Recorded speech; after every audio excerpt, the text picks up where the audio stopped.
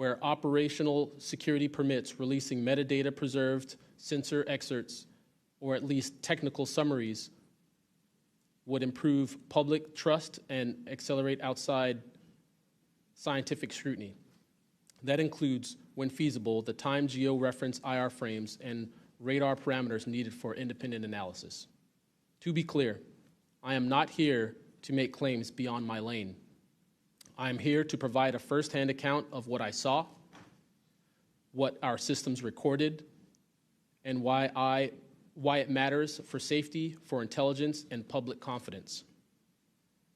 My request to you is practical. Help us capture, protect, fairly evaluate the evidence, and provide a safe pathway for those in uniform to report it. In closing, I want to thank the committee and the task force for holding this hearing and for placing this discussion in a forum where evidence can be examined carefully and openly. I appreciate your attention and stand ready to answer your questions. Thank you. Thank you, Chief.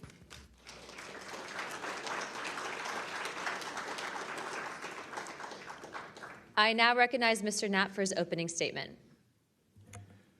Good morning, Chairwoman Luna, Ranking Member, Ms. Crockett, and members of the task force. And Dina Titus, I just knew we were going to get you involved in this topic at one point. Great to see you here. I'm George Knapp, Chief Investigative Reporter at KLES TV in Las Vegas. I began my pursuit of this weird mystery way back in 1987, and for 38 years, I've always approached this as a news story. It's not a matter of faith or belief. To me, it's a story, and it's an important one.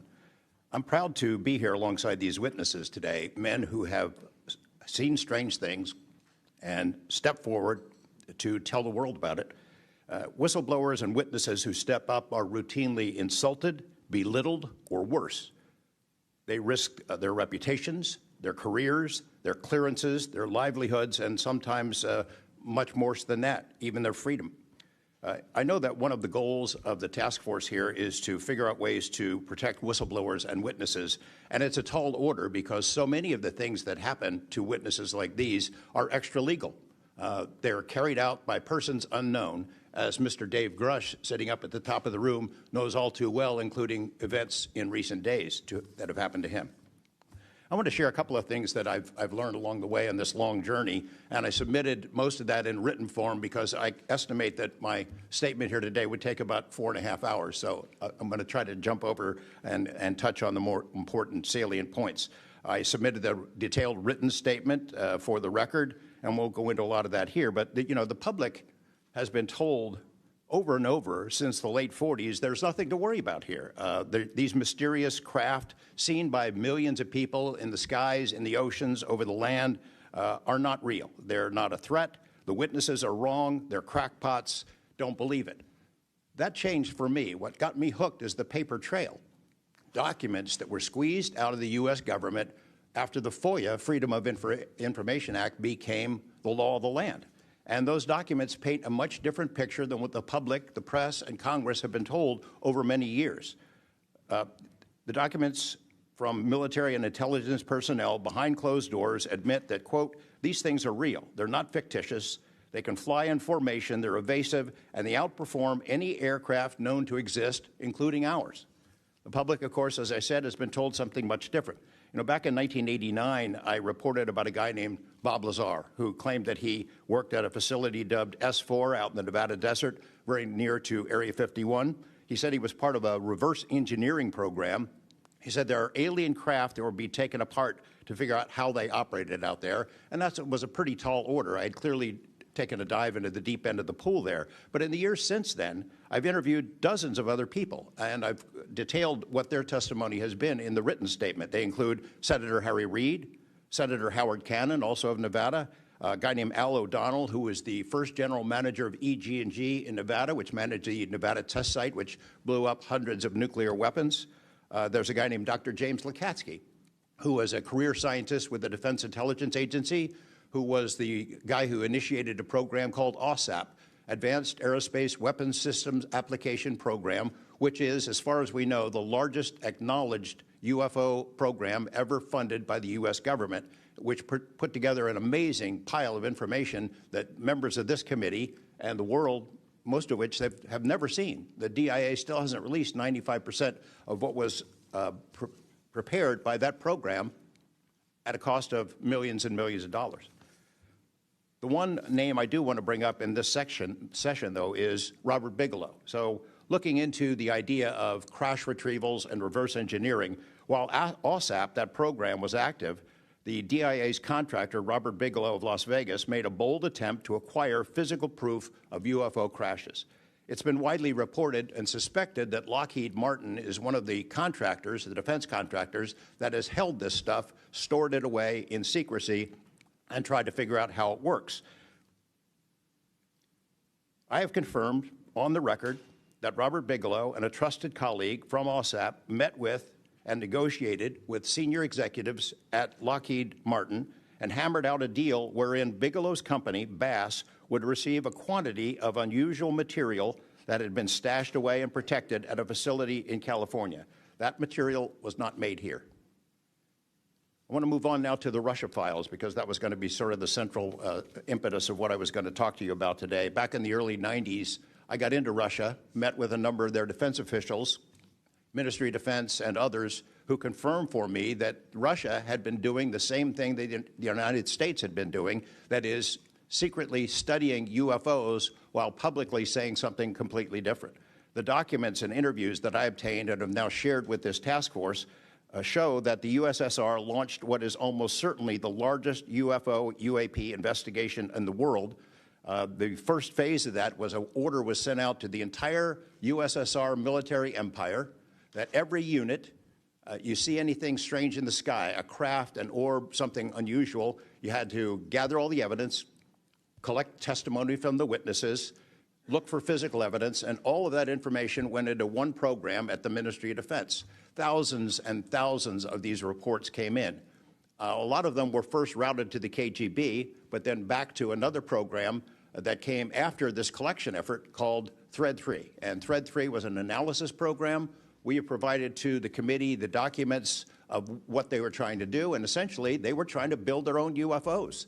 They were using the information from their observations and studies to try to figure out that technology. The guy who was in charge of that program, Colonel Boris Sokolov, told me that their goal was to basically develop technology that would be superior to anything we had, based on what they learned from UFOs. Mr. Knapp, just in the name of time, Sure. To my understanding, did you have anything you wanted to submit for Congress to see in this committee? I have submitted those documents. Would you like to play any videos? Do you have a video that you would like to play? I don't think it's for me to play. No, that was for Alexander. Yeah, Alexander's video.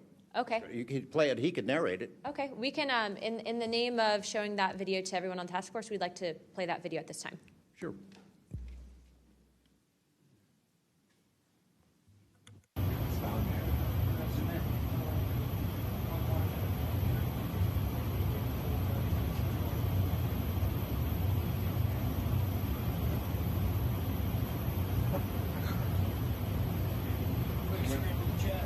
Wouldn't surprise you, I tell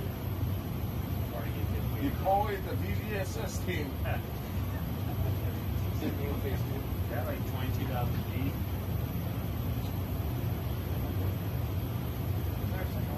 22,008. That shit took off earlier.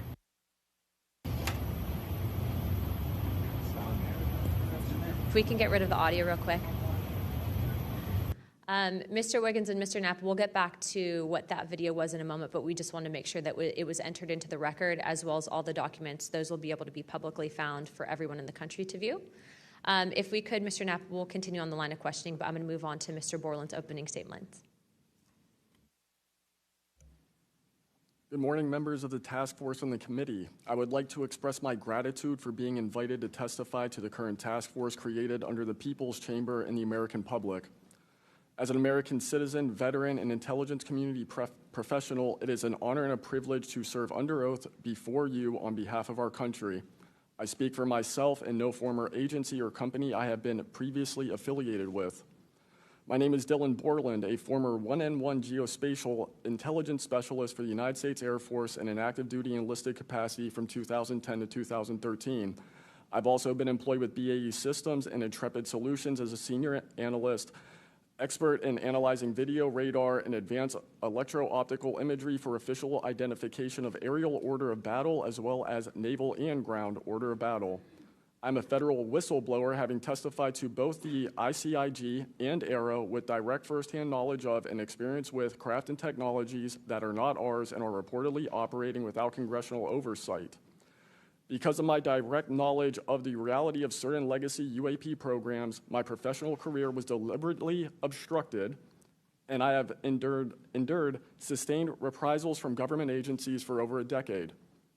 From 2011 to 2013, I was stationed at Langley Air Force Base, Virginia, conducting 24-hour operations via manned and unmanned aerial vehicles for Special Operations Forces in the global war on terror.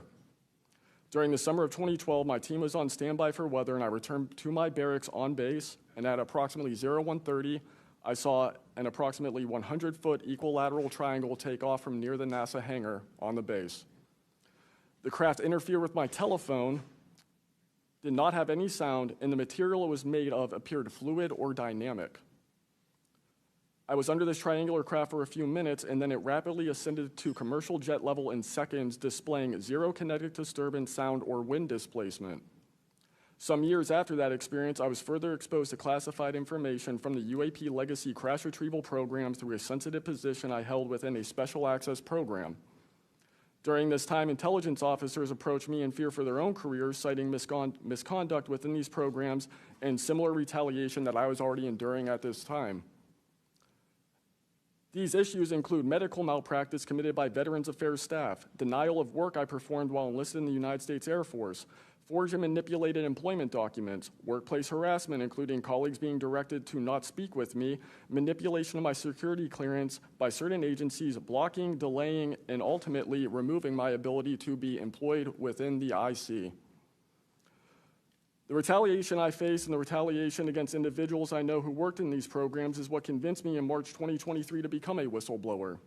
I came forward out of concern for people's lives and to ensure I did everything I could to let our elected representatives know the truth about what is really happening in the executive branch. At the end of March 2023, I agreed to meet with ARROW following the suggestion of other federal officials believing it was what our nation required of me. I had reservations with ARROW due to assessments they were reporting publicly at the time as a misrepresentation of the truth.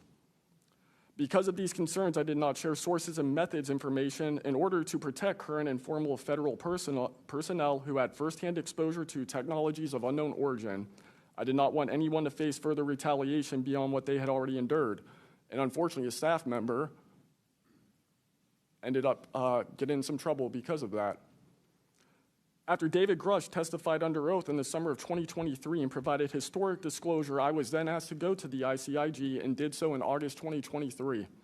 It was very clear early on during my intake interview, which was video recorded under oath, that the objective was to solely assess how much I know and not move forward with an investigation with new information I provided them. The aftermath of that IG complaint still troubles me to this day. Since my ICIG complaint, I've been prevented from resuming prior employment and can confirm I'm still blacklisted from certain agencies within the intelligence community. In addition, multiple agencies attempted phishing attacks to assess what I had divulged to the Inspector General, including being asked to disclose details of my ICIG complaint during a CI polygraph for a position unrelated to UFO UAP matters as recently as November 2024. As I sit before you today, I and many other whistleblowers have no job prospects, no foreseeable professional future in a nation every single one of us came forward to defend. Numerous individuals have come forward in various ways to reveal the truth of the UAP reality as patriots and defenders of our nation. Yet many feel discarded, isolated, hopeless, separated from the country they serve. Efforts to rectify this situation for all whistleblowers have been difficult and troubling. And to my fellow whistleblowers and officials who know this information, I offer you my apology, something that I have never gotten, and I'm giving it to you. I swore an oath to the Constitution of the United States, an oath that demands truth and transparency for our democratic republic to function. Each day, these truths remain hidden from our citizens. Humanity drifts further from the principles our nation was founded to uphold. Each day, victims of crimes committed by agencies and companies maintaining this secrecy are denied justice as another day our Constitution is shredded. In 2023, Patriots provided this committee and the executive branch with undeniable proof of the UAP reality, and I commend your continued commitment. The future of humanity is one which we either travel to the stars or regress to the Stone Age with this technology. My career has been to deliver critical information to decision makers. Your role as elected by your representatives is to act on it. The time to act is now. Thank you.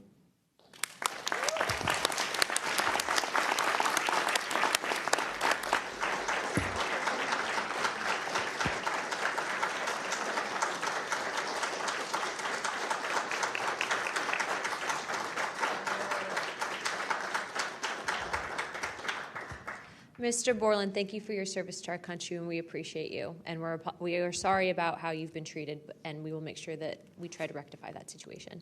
Thank you, ma'am. Mr. Spielberger, please, your opening remarks. Chairwoman Luna, Ranking Member Crockett, and Task Force members, thank you for the opportunity to testify here today about the importance of strengthening whistleblower protections, especially in the context of national security. I am a senior policy counsel at the Project on Government Oversight, a nonpartisan independent watchdog organization that investigates and exposes waste, corruption, abuse of power, and when the government fails to serve the public or silences those who report wrongdoing. Whistleblowers are the first line of defense to root out waste, fraud, abuse of power, and corruption in our government.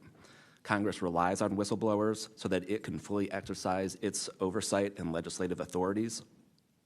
It's understandable that former presidents of both parties have often taken a hostile approach toward whistleblowers. Their disclosures can embarrass the president and their political party or even lead to a national scandal. But whistleblowers continue to play a vital role during both Democratic and Republican administrations. They help Congress and the public identify and understand what government corruption looks like. Their disclosures fuel investigations and allow us to address wrongdoing and hold those responsible to account. That's why historically there's been a strong bipartisan consensus in Congress to support and protect whistleblowers. Doing so protects the country and ensures our government is more responsive and accountable to the people. National security whistleblowing in particular is a tradition going back to the founding of our country, and over time, national security whistleblowers and their disclosures have impacted some of the most fundamental issues and questions about how we wish to be governed and how our government can better serve its people. From the role the U.S. plays around the world to holding powerful actors accountable, government ethics and transparency, human rights and civil liberties, executive branch authority, First Amendment freedoms of speech and dissent, freedom of the press, and the public's interest and right to know. Despite this invaluable public service, blowing the whistle comes at great personal risk. Whistleblowers risk losing their jobs, careers, livelihoods, and reputations. They can face retaliatory investigations, lawsuits, and even serious criminal charges. And they can endure deep mental, emotional, and psychological harm. All of that risk to speak the truth, to ensure that agencies fulfill their core missions, and that they serve the best interests of the people.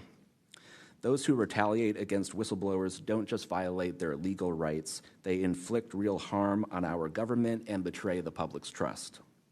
Targeting whistleblowers instead of the corruption they expose wastes agency resources and further allows that corruption to continue unaddressed. It can instill a chilling effect across an agency, fostering a climate of fear and distrust, quieting dissent and free speech, and deterring potential whistleblowers from coming forward in the future. Whistleblowers are often some of the most dedicated and principled public servants we have because of their willingness to put themselves on the line to do what's right.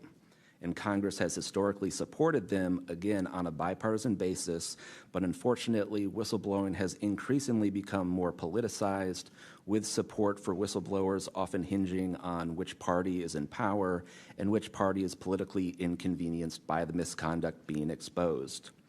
But to be clear, targeting whistleblowers individually risks undermining whistleblowing, period.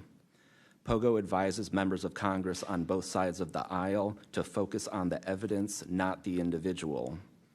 We will always need whistleblowers to achieve the government that best serves its people, because when people of conscience, integrity, and good character refuse to speak up out of fear, complacency, or self-preservation, and leave corruption to fester behind closed doors, that is probably the most dangerous risk of all. If we are serious about increasing government transparency and restoring the public's trust, we need public servants committed to the truth. Whistleblowers need safe and effective channels to make lawful disclosures. They need stronger protections against retaliation, and when they do face retaliation, they need a fair shot to be made whole. Congress has made strides to pass whistleblower legislation, and these laws need to be updated and expanded so that whistleblowers truly receive the protections they need, retaliators are held accountable, and we can achieve the type of government the people deserve. We strongly urge Congress to continue its historic tradition of championing the rights and protections of all whistleblowers. Thank you again for the opportunity to testify here this morning. POGO is committed to working with you and the Oversight Committee to address these critical issues. I look forward to any questions. Thank you, sir, very much. Additionally, without objection, the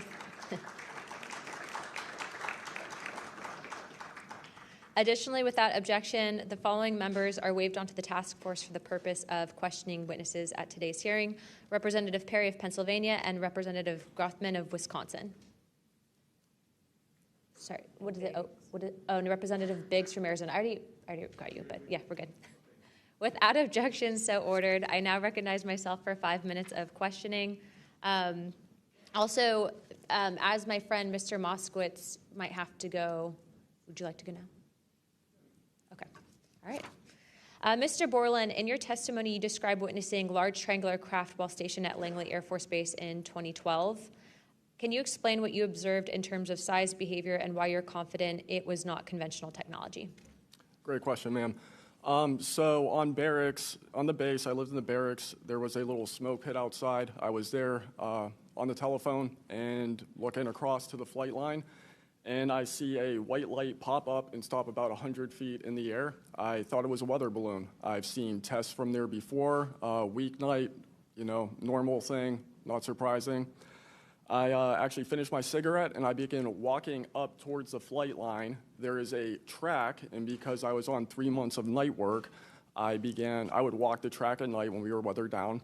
And as I began walking towards the light, towards the flight line and the track, the light then flies across the base, across the flight line, and as it flies to me, a triangle manifests around the light. I can't tell you if it's active camouflage. I can't tell you if it appeared around the light, but I can tell you that it was a white light, and then it was a triangle. It stopped about 100 feet in front of me and approximately 100 feet above me. My telephone got extremely hot, completely froze, dead. I remember how thick it was. It was between 1 to 2 stories thick, equilateral triangle. I could never see the top of it, and the edges were 90 degrees. There were 4 lights in total, 1 light on each corner, and a larger light in the center, 2 to 3 times the size of the corner lights. But what was really odd was the outside. The best way to describe it is like looking at a James Webb telescope picture where you have the colors and then the black background. So the craft itself was this black metallic flake paint, but on top of the craft was this gold, lava, plasma, some type of fluid going over and around the craft. I'm under this for about 2 to 3 minutes, and then the center light flashes 2 to 3 times, no sound, immediately shoots up to commercial jet level minimum, in my opinion, and I immediately feel static electricity all over my body, and then I smell the smell of after a thunderstorm or lightning storm, that really strong summer thunderstorm smell. Gets up to flight level. I'm trying to get my phone reset, and I can only see the center light at this point. If I didn't actually see it take off, I would have thought it was a star. And then it hovers up there, and it begins to slowly move due east out over the Atlantic Ocean. I finally got my phone reset. The entire thing was about, from the time I saw the light pop up near the hangar until it took off out over the ocean, was about 15 minutes. And following up to that question, after you disclose this information to the intelligence community, Inspector General, you're subject to phishing attempts and job blacklisting. How widespread do you think this is across the intelligence community for those who raise concerns regarding UAP programs? It's a difficult question to answer. I think prior to David Grush and people beginning this process of bringing people into awareness of the reality of these programs and certain things people have witnessed, probably extremely widespread. I think today there's still an issue, but because people are able to come before you and people are speaking out, I think it has been somewhat less. I would hope, though, that people would, because if this goes back into closed doors, this is going to get really ugly.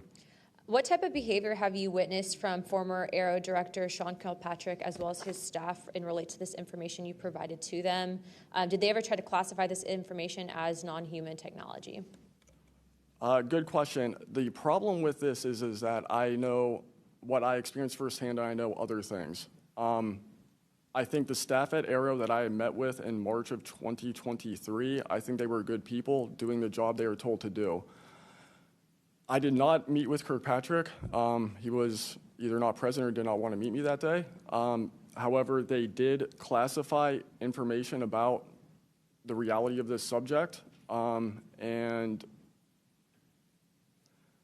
it was very concerning because in my Aero MFR, they had actually referenced a former staff member that was the one who told me to go there, and they probably shouldn't have done that.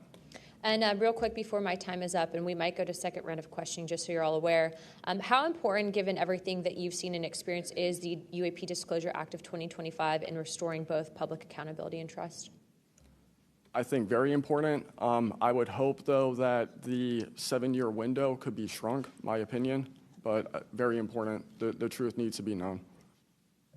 Thank you very much. I now recognize Jared Moskowitz of Florida. Thank you, Madam Chairwoman. Thank you for allowing me to wave on to the committee. I remember, the last committee when we had a bunch of former military personnel folks that either served on bases, were pilots, or were in different programs experiencing knowledge. It made me recognize that the narrative has changed, right? It's politically convenient for the government if you all weren't military folks in suits. It would be much better if you pulled up in Winnebagos and were wearing hats.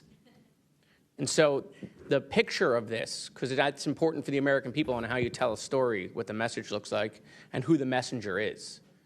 So this is now the second or third committee where we have former military folks with impeccable records, with information and knowledge. And it's definitely clear on a bipartisan basis that we have to protect our whistleblowers. There's no doubt. And in a day in which it's really hard to tell what's true or not from a political standpoint. And so I don't really know what is true. I don't know on this subject. But I do know when we're being lied to. And we are definitely being lied to. There's just no doubt about that. Mr. Wiggins, I want to talk to you. I find your background and testimony compelling. When you first saw what you were looking at, what were your first thoughts? My first thoughts were, I think everything that I was told and taught as a kid and as growing adult no longer, was applicable. If I'm able to see something that I thought defies gravity in such a way, then what else could be possible? That was my first thought. So did you think what you were looking at was a weapons program that you were unaware of, or did you think what you were looking at was obviously some extraterrestrial piece of technology? Neither one of those crossed my mind. It was just. How about now? What do you think it is now? I'm not the expert. I think it. I want to be as skeptical as everyone else and just hope to know the information. Anyone in the U.S. government tell you what you were looking at to try to dissuade you from what you thought it was? No. So no one was like, oh, there was some anomaly with the technology. No one from the government did that? No one. How do you think you were treated when you reported this information or have talked about, you know, the Tic Tac video is well out there. It's well reported. How were you treated? I've had no pushback at all. I haven't had anyone reach out to me or try to, you know, dissuade me in either direction, militarily speaking. So I was treated fair, and I appreciate the Navy itself with assisting me with coming here to being able to testify. That's good. So what do you think the American people should take away from watching your video, right? Because when we watch it, obviously, right, we've never seen anything like that. It defies what we know to be technologically possible. What are we supposed to think? Someone's lying about something. Someone's hiding something, right? That's not normal what you looked at. I think what the American people should think when seeing that video, along with others before me, is that there is something out there, and we should know as the people what it is. Right, and so let's eliminate possibilities. So they didn't come to you and say there was a technological error with what you were looking at. So we put that aside, right? They didn't say it was broken. So we look at that and we see something. So it's either a weapons program being reverse engineered by our governments or other governments, or it's nobody's government, and it's not from here. Those are it. You agree with that assessment? I agree. One or the other. Mr. Borland, when you first experienced what you were looking at, and what did you do next? Like, what was your next step after it had passed and you were done? I actually kind of laughed to myself and said, okay, so this exists as well. Worked in enough programs, been exposed to enough that I was like, okay, so this is a real thing. I went back, walked the track, talked with a couple of my friends about it. I did talk with some of my coworkers, one in particular, which I thought was a joke, and it definitely wasn't, was like, you probably should never say this to anybody. And then what happened to me happened, so. What about you, Mr. How do you pronounce your last name? Nusatelli. Nusatelli. And sorry, I know I'm running out of time, Madam Chairwoman. So obviously your incident happened well before we could record things on cell phones and things of that nature, right? What did you do when you first experienced? Because what you saw, right, you saw it happen like right out of your base. Correct. So tell me what you did after you saw that. What was like your next move? And I want to hear what your experience was. My next move, I went into my house after it left. I made sure no one had been abducted, and I picked up the landline. I called the Security Forces Command Center. I reported it. I requested that they give me a call back and make notifications up the chain of command. I got a call back in about 15 minutes. They reported that the weather station reported no balloons or aircraft, nothing on radar, no aircraft inbound or outbound. So I got that notification.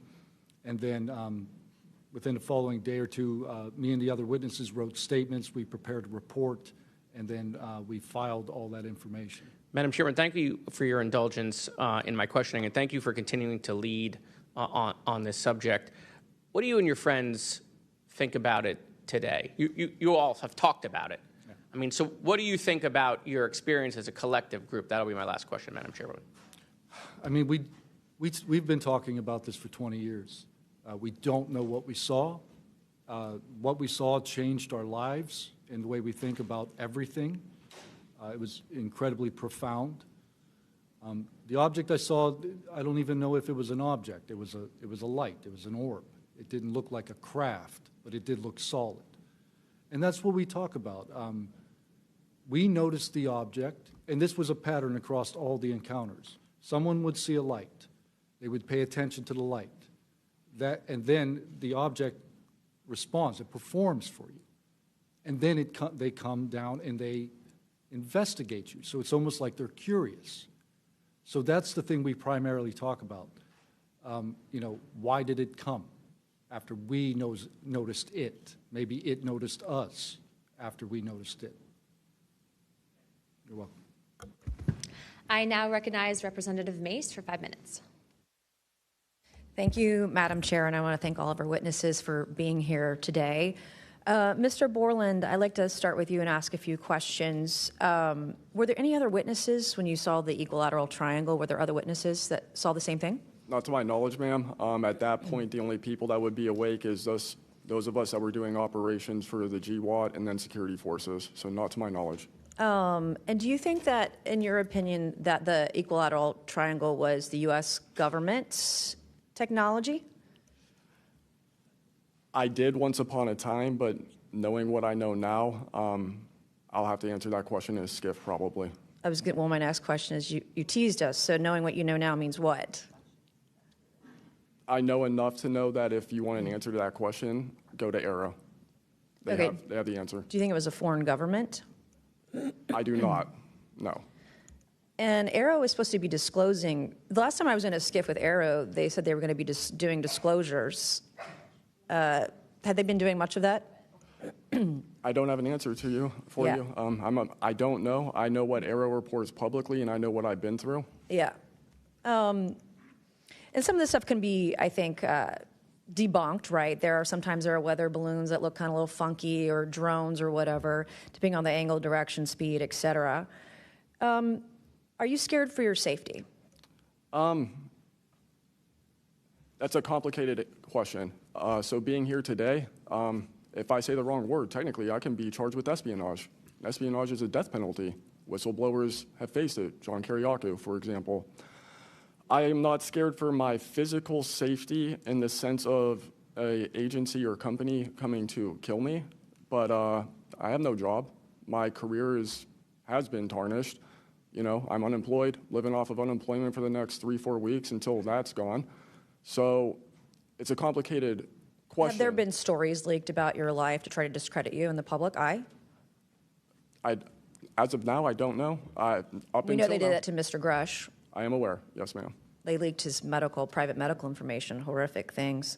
It is. Okay, you said in your testimony earlier with the chairwoman, you know other things.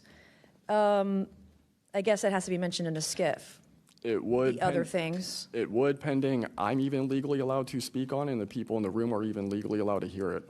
And is that, would we need to know the compartmentalized word, like what the code word is, or the name of the program, the special access program, in order to even hear it? You have to know the word, right? I would suggest the name of it, right? I would suggest that to be asked to DNI Gabbard and work with her for that, because I can't give you the answer on what is the requirement. But this is what the U.S. government does, right? They compartmentalize the information. Only certain people know the name of the program, and if you don't know it, you can't get the information. If you don't have the name, you don't know what to ask for. Even when we're reviewing the budget, we go into a skiff, we look at DOD budget and the budget of like black box programs, and we don't know what we're looking at because we don't know what these programs are. Is it a way for the government to hide from Congress what's really going on and where the money's going? In my opinion, absolutely, yes. You mentioned, too, in your testimony earlier that, quote, you went to speak with the government and they said somebody's name, a colleague's name, and you said they shouldn't have mentioned that staff person's name. What does that mean? A Senate staffer who is the one who helped me get to Arrow recommended me I go there, gave me the email and the phone number because I could not find that information at all at the time. In fact, I believe you guys have talked about how Arrow didn't even have a website for quite a period of time. We were told they were going to do disclosures, both what they've debunked, because some of it can be debunked, and then what they haven't been able to debunk. And to my knowledge, it hasn't been a thing. I only have 1 minute left, so Mr. Knapp, we are definitely going to watch every documentary. You guys have you and Jeremy have done a terrific job. I usually have more questions than I have answers. I think we all do, and you guys are doing a terrific job to bring information to the public. Do you think that any of this is a psyop by the U.S. government? Entirely possible. I mean, our government and other governments have admitted that they've tried to use UFOs to cover secret projects.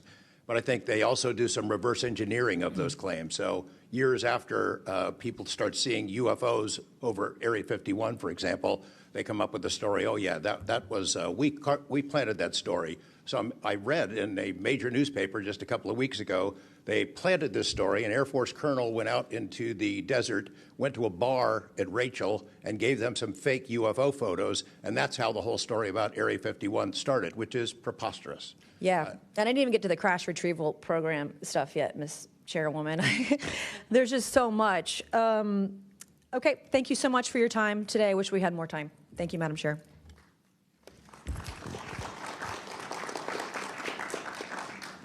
I now recognize Ms. Crockett for 5 minutes.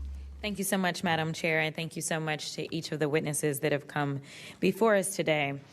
The federal government has had a long-standing overclassification issue in general. We all know that, from the assassinations of MLK and Malcolm X to the COINTELPRO and torture programs to now UAPs. The federal government has kept the American public in the dark about issues of immense public interest. The federal government has routinely made excuses for failing to provide transparency to the public, the most common of which is national security concerns. Mr. Spielberger, can you provide an example of when national security was inappropriately used as a pretext for classification? Congresswoman, probably one of the most infamous examples of that is the 9/11 Commission that found that overclassification was a key factor in the failure to adequately prevent the attacks of that day. In addition to that, what lessons from these oversight failures should guide Congress in approaching UAP oversight? Generally speaking, we would advise this Congress to ensure that agencies adopt a general policy in favor of disclosure instead of a knee-jerk needing to overclassify information and documents. We should ensure that when information is classified or deemed sensitive, it's only for legitimate national security and privacy concerns. And we would recommend adding additional factors to the considerations of cost, value, and certainly to the extent that it's critical for the public interest and the public's right to know, especially when we are talking about these very serious national security concerns and implications. Can you speak to how whistleblowers have historically helped Congress uncover the truth in other areas and how that might apply here? Absolutely. So again, Congress has always relied on whistleblowers coming forward and making disclosures in a number of different issues across different agencies, anything from national security to airline safety, railway safety, environmental concerns, workplace health and safety, a lot of issues coming out of the COVID pandemic, for example. Whistleblowers have come forward with important disclosures on just about any critical issue affecting our government and affecting the American people, all of which have grave implications for the rights and protections that we have and how we live our lives in communities across the country. How important is it for whistleblowers to have strong protections when it comes to UAP-related disclosures or disclosures of other topics of excessive government secrecy? It's absolutely vital. This has been one of the disappointing failures of doing this work, of advocating for stronger whistleblower protections. We recognize the invaluable public service that brave whistleblowers play in coming forward, again, taking all of these risks that we've heard about just to speak the truth, to get important information out in the public consciousness, but they can only do so when we have safe and secure channels for reporting, when there is trust in the independence of agency watchdogs like inspectors general, like the Office of Special Counsel, like the Merit Systems Protection Board, that play critical roles in investigating whistleblower disclosures and enforcing the protections of whistleblowers. All of that is essential to allow whistleblowers to keep coming forward and playing these incredibly important public roles. Thank you so much. Let me just say this. People look at Congress, especially now, and they see a lack of unity.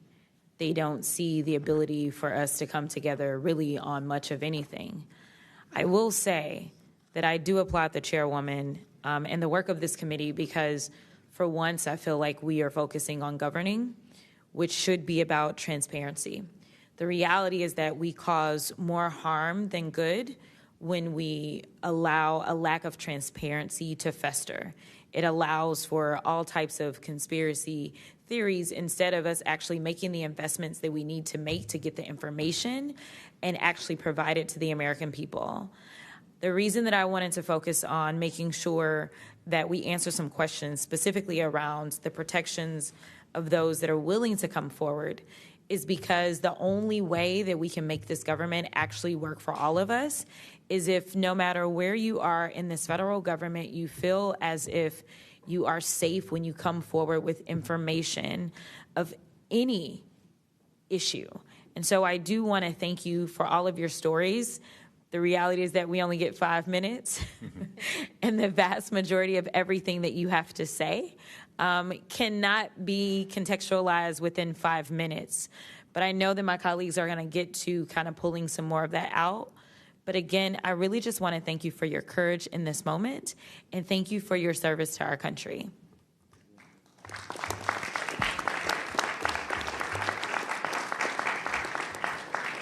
I now recognize Mr. Burchett from Tennessee for 5 minutes.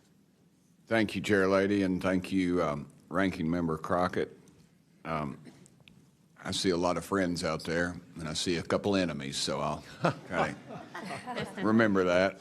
But it's a pleasure being here. I want to remind people, too, this thing is an ongoing deal. We're not going to get this overnight. We've been fighting this battle, some of y'all, for 30 years and maybe longer. I hope we just keep focused on what we're trying to get to is total disclosure. We get a little wrapped up in a lot of things, but the government has something, and they need to turn it over to us. We pay their dadgum salary, you pay our salary, and you ought to get more out of us than you do. And that's what disgusts me about this whole thing. I think they're just trying to run the clock out on us, really. They'll poke us a little, and they'll make jokes to us and try to pull us off the target, but I think we know where we're at, and that's why they're firing at us, because we are over the target. My first question is, Mr. Knapp, I recently introduced the UAP Whistleblower Protection Act to help provide whistleblower protection to federal personnel for disclosing the use of federal taxpayer funds to investigate UFOs. I still don't want to say UAPs. How can Congress further increase whistleblower protections? I think you got to unleash the dogs and go track down the money and where it goes, because a lot of this stuff has been moved out of government. Sure. As you know, Rep. Burchett, it's been given to private contractors who stashed it away. They've had it for so long that there's nobody left inside government, or very few, who know where it is. And they do that to keep us from FOIA, correct? Yeah, it's to keep it from FOIA. And I think that the contractors who've had this stuff for a very long time set their own standards about who is allowed to know what. And it's a very small group that ever cracks that. I think Representative Luna has been looking at the use of classifications to hide things. I'm not sure that even this committee getting security clearances that should allow you to see this stuff would allow you to follow where it really goes. I worry about the people that are looking at it and don't even know what they're looking at. I mean, it's gone through so many, since Roswell, for instance. I mean, you think there's nobody even alive that was around any of that stuff. Yeah, so. I don't think they've made much progress from the people that I've talked to. I don't think they've made much progress in learning that technology. Might have made some, but you wonder, the implication is tic-tac. Oh, yeah, that's ours. What flew over Washington, D.C. in '52, is that ours too? When are you going to break that out? You guys authorized tens of billions, hundreds of billions of dollars on weapon systems that can't do half of what we've seen UFOs do. So when do they break this out if it's really a classified project could change the world? I don't think they've made much progress, and I think they've been lying to us and to you and the rest of the world, and they're still doing it. Yes, sir, I agree with you. How did you manage to obtain the classified Russian UAP documents, and how did you get them back in the United States? Well, I met this Russian physicist who was in the United States lecturing. And I want to clarify that. I can't even take a thing of honey home on my airplane when I fly back to Tennessee. Yeah, so I did something pretty dumb. And I'm bitter about it, but go ahead. I did something kind of dumb. I met with these officials who, during that time period, glasnost, perestroika, the Russians were trying to open up to the world, and I saw it as a window of opportunity, and it was. And we were able to talk these folks into providing us information that otherwise we would never have seen. Some of that was classified. I found out that they only stamped the top pages of these documents that were classified, so I just removed them. I removed those pages, and I carried them out. And if they'd caught me, I'd be in a gulag still. Yeah. We'd be saying, what happened to George Knapp? Oh, yeah. What happened to the Russians that came forward to you in 1993, and were there any repercussions for them? Well, there were. The first thing that happened when I talked about this after getting back and going through the files and things and sifting through it, the Russian physicist who had helped us introduced all these people wrote back and said there was a huge eruption, that there was the real right, far autocratic forces that wanted a return of the USSR had really go after these guys. They described them as traitors. Nikolai Kapranov, the physicist friend of mine, said, look, if this had happened 5 years earlier, we would be in prison. If it had happened 10 years earlier, we would have been shot. Right. Luckily, at that point, Putin was not in power, but none of those people that we talked to on that trip in 1993 would ever talk to me again. I went back in 1996, and it was like I had the plague. I spoke to different people, but they were scared. And eventually, the story was spun where the Ministry of Defense officials who gave us this information were described as ufologists who said there was nothing really significant to these files. They didn't really find anything a big deal. And I can tell you, you'll see those files that I shared with you, they did find stuff. There was an incident in October of 1982 over an ICBM base where UFOs popped up, was observed over this base where the missiles are pointed at us, United States. These UFOs perform incredible maneuvers. They split apart. They fuse back together. They'd appear and disappear. And right at the end of this 4-hour period, the launch control codes for the ICBMs lit up. Something entered the correct codes. The missiles were fired up and ready to launch, and they could not shut it down. The Russian officers were panicking. The UFOs they disappeared. The launch control system goes back to normal. Colonel Sokolov and his team came in, took the thing apart, could not figure out what it was. It wasn't a power surge or EMPs or some of the baloney excuses that our country has given for similar events involving our nuclear missiles.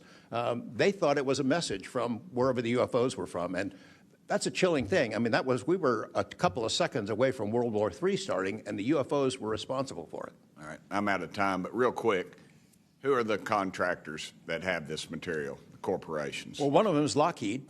And I'll tell you, I mean, I'm not saying Lockheed's the bad guys. They're doing what they were asked to do. Sure. They have lied about this because that's what they're supposed to do. But Lockheed would be one. There's a list I can give you, Congressman.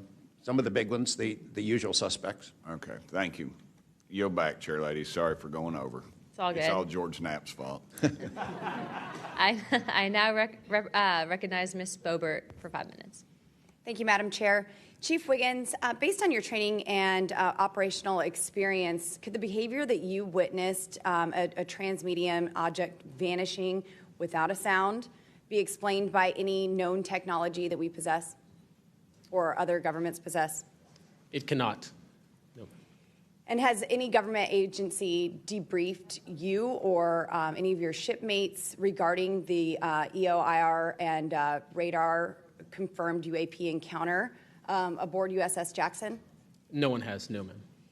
What was that encounter like when you brought that up? If you want to briefly summarize that, when you brought that to their attention and then you were not provided any follow-up, who was told and how did you feel when there was no contact back to you?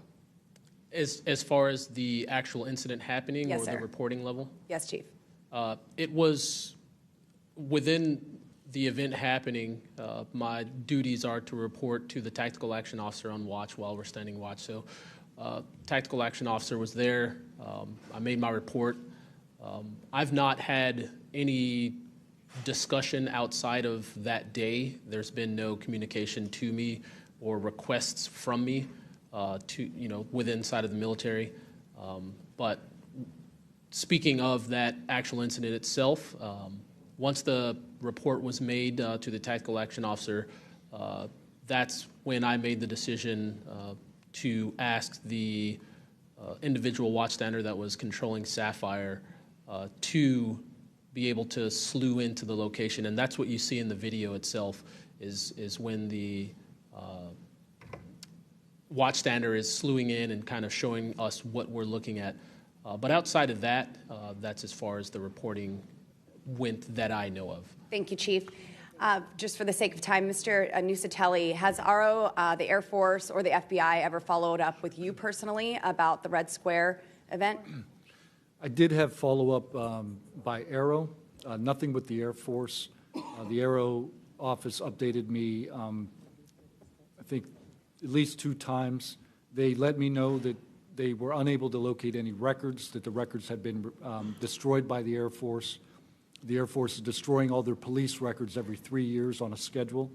So You were informed that these documents were destroyed. Well, I have a Freedom of Information Act from the Air Force that states clearly that they destroy all police records on a 3-year schedule.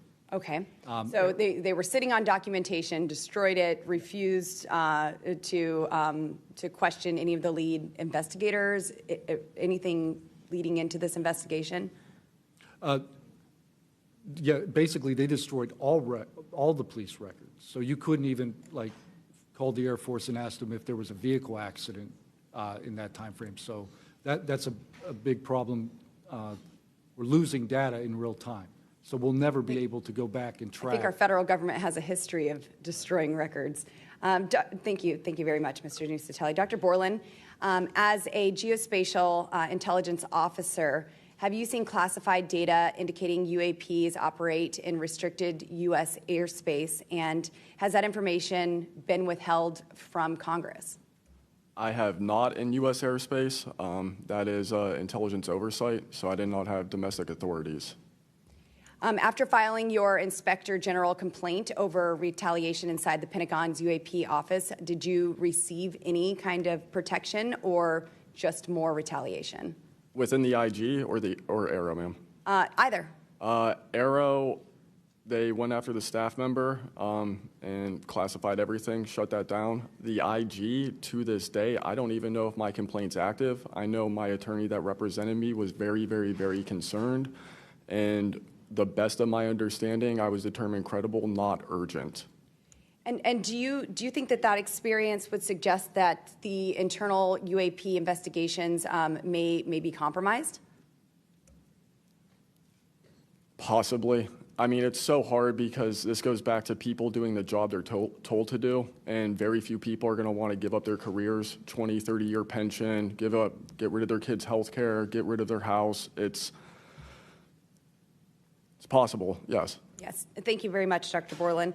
Mr. Spielberger, do national security whistleblowers currently have any external appeals processes to challenge retaliation, or are they just stuck relying on the same agencies that they're accusing?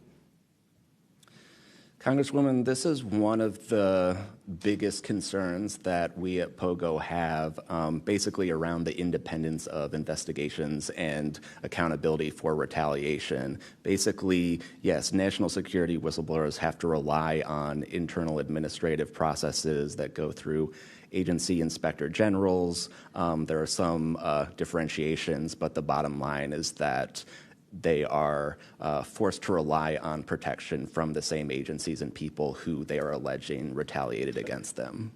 Yes. Well, I thank you all for your bravery. We are out of time here. Thank you so much for coming forward, and we will do everything that we can to ensure that you are all protected. Thank you for trying to bring truth and transparency to the American people. Madam Chair, I yield. I now recognize Mr. Burleson for about 5 minutes. Thank you, everyone. It takes such great courage to come forward, and we acknowledge that, and I hope that you see that we are taking that seriously. And so very thankful for what you're doing today. I'm also very thankful for previous witnesses that have come forward. I see Matthew Brown in the audience. He courageously stepped forward and was as a witness. I encourage everybody to look and seek his testimony. I want to thank the people that came in our first hearing. Ryan Graves, David Grush, David Fravor. And in our second hearing, Admiral Gallaudet, Luis Elizondo, and Mr. Gold. And the many others that have come forward.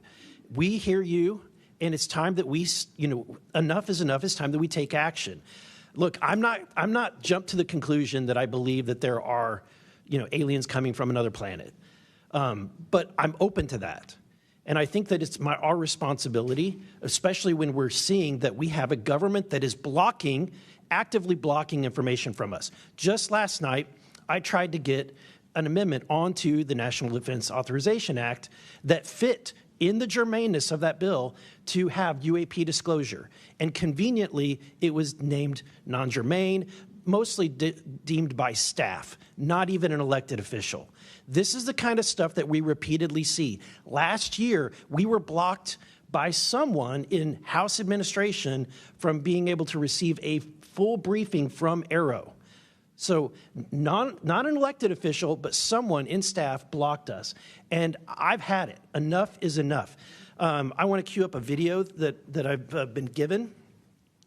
And as before it starts, I'm going to describe. This was taken October 30th of 2024. This video is of an MQ-9 drone tracking an orb, or this object, off the coast of Yemen. You'll see that another MQ-9 launched a Hellfire missile. That you cannot see that drone, and so I'm not going to explain it to you. You'll see exactly what it does.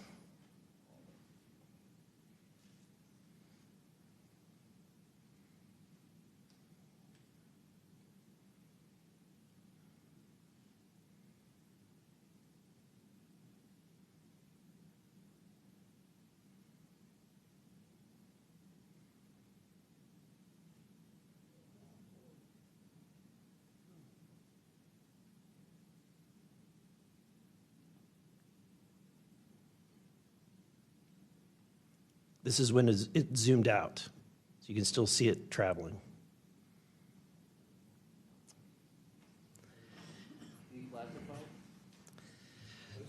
So, Mr. Knapp, have you heard about events like this occurring, and what information might you have? I have heard about events like this. I have heard about this event. Jeremy Corbell and I talked about it in one of our episodes a while back. We did not have the video, though. There are servers where there's a whole bank of these kind of videos that Congress has not been allowed to see, that the public hasn't been allowed to see. Occasionally, some of that stuff gets out in the wild, and it comes our way. It should be going to you. The public should be seeing this stuff. And why you're not allowed to, I don't know. But that's a Hellfire missile smacking into that UFO and just bounced right off. And it kept going. It kept going, and it looks like the debris was taken with it. Yeah, what the hell is that? What again, flies like that? Again, I'm not going to speculate what it is, but the question is, why are we being blocked from this information consistently? I want to ask this just question. How in the world, this is the document, I want to enter this in for the record if it hasn't already been entered, Madam Chair. The document that you provided on thread 3, this is a huge file. How in the world did you smuggle this out of Russia? Carefully. In your socks? I don't think I want to be really specific about it because I might have to go back there and get some more sometime. Although, okay. No, that'd be crazy to do that. Well, I took the top pages off that were stamped with a security signature, and I carried them out on my person. But the rest of them I just threw in my suitcase and threw some caviar in there as a distraction as well, and hoped for the best. Otherwise, I'd be a citizen of Siberia right now. And you had you reported James Lakatsky came to you with government possession of NHI craft and how they ultimately gained entry. Can you testify to the veracity of that claim? Dr. Lakatsky is an honorable man who served most of his career with the DIA, a very trusted, high-level rocket scientist and intelligence analyst who inspired the OSAP program, as I said earlier. And in full disclosure, I've co-written 2 books with him. He dropped this on myself and our other co-author out of the blue. And it took 14 months for us to get DOPSR approval for him to release 2 sentences on that. He said this craft, we had managed to get inside of it. It had no wings, no rotor, no tail. It had no fuel tanks. They didn't know how it flew or how it was operated. It clearly looked like it was aerodynamic, but he would not go further. He's a by-the-book guy, and until he gets clearance to say more about that, I don't think we're going to hear much more. But It's not ours. It wasn't ours. We didn't make it. We didn't know who made it and how it was built and how it operated. We've got at least one, and I don't know. I think that's enough confirmation that we do have recovered discs and materials. Lastly, Mr. Borland, in the classified realm, have you been exposed to undeniable confirmation of NHI technology? And then my second question is Base Systems involved in any way with reverse engineering exploitation of non-human intelligence craft? Yeah, we're gonna have to have a conversation this Skip for that. Whether I'm legally even allowed to answer that, and whether you're even allowed to hear it, sir. Okay. Again, you can sense our frustration. And so I just want to thank you for coming forward. We will continue to fight because, look, this is about making sure that this government belongs to the people and restoring the republic the way it was intended to be. Madam Chair, I also have further witnesses of courageous individuals. It was given to me by Dr. Stephen Greer, including Michael Herrera and his testimony. We have Roderick Castle and his testimony, Randy Anderson, his testimony, Stephen Digna, and others, 3 others, all saying similar things to what the witnesses today have said, and I would like to enter that into the record as well. No objection. Thank you. I now recognize Representative Lee for 5 minutes. Thank you, Madam Chair. I think we need to make sure that we don't get distracted by sensational stories only of unidentified anomalous phenomena and lose track of what the core of this hearing is about. This is all a perfect example of why whistleblowers are so important and why it's so important that we step up and protect them.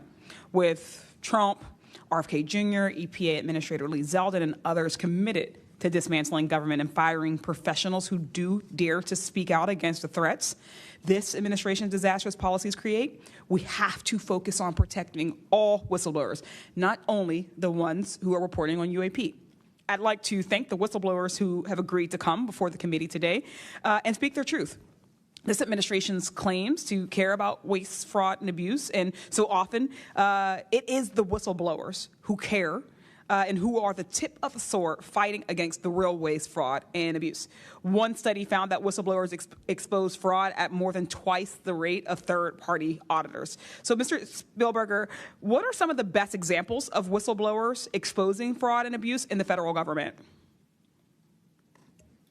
Thank you, Congresswoman. Again, whistleblowers have played such a vital role across so many different issues. One prominent example goes back to the 2014 VA waitlist scandal. POGO actually played a very instrumental role coordinating with Iraq and Afghanistan Veterans of America. At that time, we received tips and whistleblower disclosures from over 800 different individuals talking about the VA subjecting veterans to extensive wait times in order to get the basic standard of care that they deserve. It's certainly prolonged serious illnesses, even contributing to hastened deaths, and we were able to help shed more light on that issue, which I think just emphasizes the importance, even outside of the national security context. We are often still talking about serious issues and even life and death concerns. And unfortunately, whistleblowing can lead to serious repercussions and retaliation, especially in this vindictive and lawless administration. Mr. Spielberger, in the past, what kinds of retaliation have they faced, and what are we seeing today under the Trump administration? So we've certainly heard about a number of different examples of retaliation. One that I'd like to highlight that Mr. Borland referenced previously is retaliation through abuse of the security clearance process. That can have grave implications not just for a whistleblower, but also their ability to seek legal counsel and defend themselves against retaliation. And when we look at the past several months of this administration, unfortunately, we've seen a really systematic approach toward dismantling the nonpartisan civil service. We've seen the mass firings. We've seen undermining of independent agency watchdogs, mass firings of inspectors general, undermining the Office of Special Counsel, the Merit Systems Protection Board. Again, these entities that are meant to be independent and play a critical role in investigating whistleblower disclosures and ensuring that their rights are protected. Yeah. Thank you. In 1989, Congress passed the Whistleblower Protection Act and then broadened it again in 2012 to ensure that federal workers could feel free to come forward to their elected officials. And it's a good thing we did, because whistleblowers have played a more important role than ever since Trump has taken office. It was thanks to a whistleblower that we learned that DOJ allegedly put every single American's personal security information at risk by bypassing safeguards and copying all this data to an unsecure server. I ask unanimous consent to enter into the record a New York Times article titled, quote, "DOJ put critical Social Security data at risk," whistleblower says. Good to go. Thanks. We've had whistleblowers at the National Labor Relations Board reveal that DOJ minions may have shipped case files outside of the agency, possibly to help then co-president Elon Musk continue to exploit his workers. And last week, whistleblowers at the National Institute of Health came forward to say that RFK Jr.'s vaccine misinformation campaign had pervaded even the highest levels of the agency. Typically, whistleblowers have an inspector general they can rely on to investigate their claims and register issues with agency leadership. But President Trump has fired or demoted over 20 inspectors general. If I may ask one more question, Mr. Spielberger, can you explain how eroding the independence and capabilities of inspectors general further endanger these whistleblowers?